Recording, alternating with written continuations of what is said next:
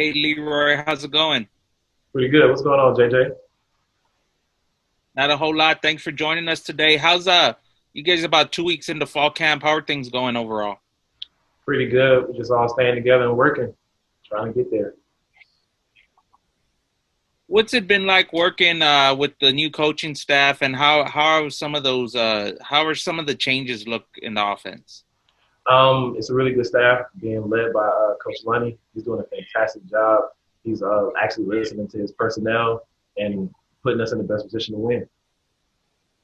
What's it been like working in that tight ends room with Coach Trailer? It's great with Coach Trailer and Coach Burke. They're both like a dynamic duo. We bounce off each other a lot. They're pretty smart and pretty knowledgeable, so we get a lot of information. You guys got a lot of depth in that room. What are some of the how are some of those new guys looking? They look great. Unlike most of the rooms I've been in, tight end, we're top to bottom pretty stacked. Going from Allen to Miles that just joined the group, Jake to Dan Bishop, like they're all pretty stout and a lot better than I was when I first came in.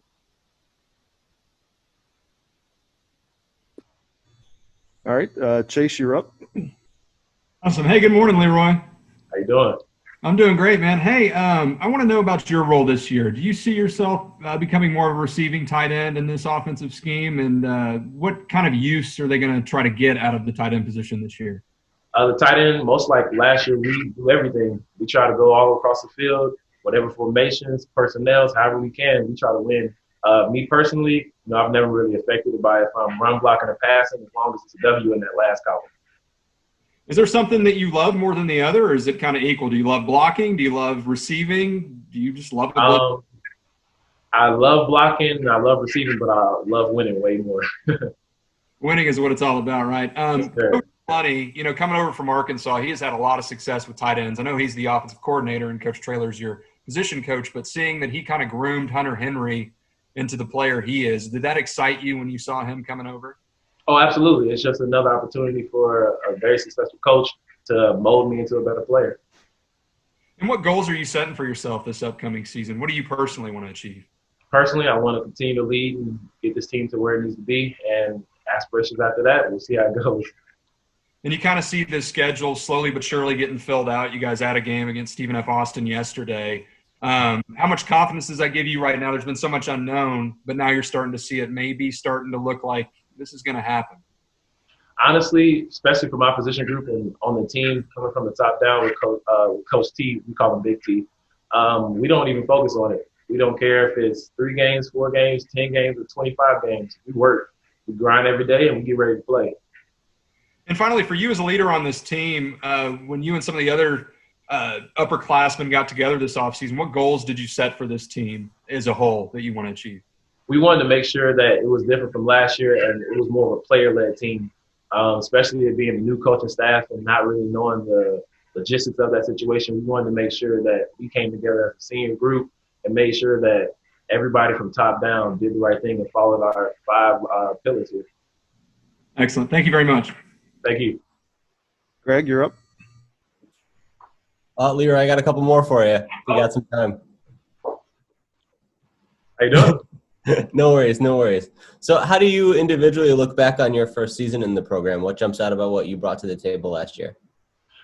Personally, I really liked what I did. I liked how I contributed. That room was also very talented between me, Gavin, Carlos Strickland. So we were pretty much all over the field, and we loved being in 12 personnel. Me personally, I just like to win. Yeah.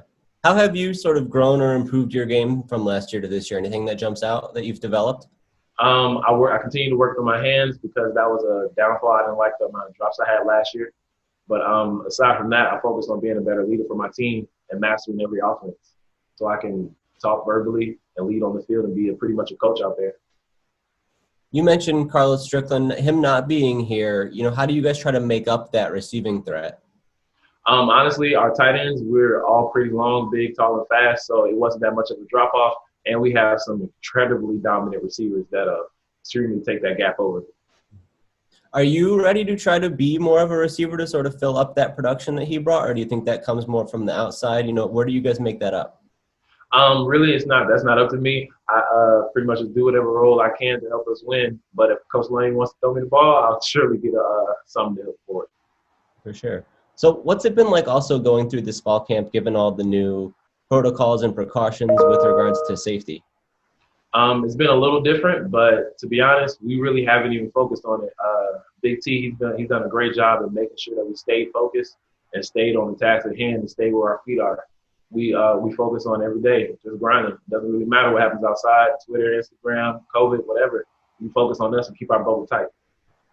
Have you had to change your routine away from practice, just how you live day to day to keep that bubble as strong as it needs to be? Absolutely. You have to make sacrifices to make sure we can ensure that we have the best chance to play. From going to just Walmart anytime you want to wearing this mask everywhere you go all the time and staying away from people.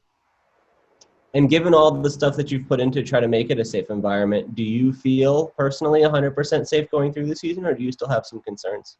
No, I actually do. We going from the top down from Coach Traylor. He set a great example for us. He has his mask on all the time. To Nick Turner, the trainers, Dan, everybody, they're extremely, extremely good at their job, and I actually trust them with my life.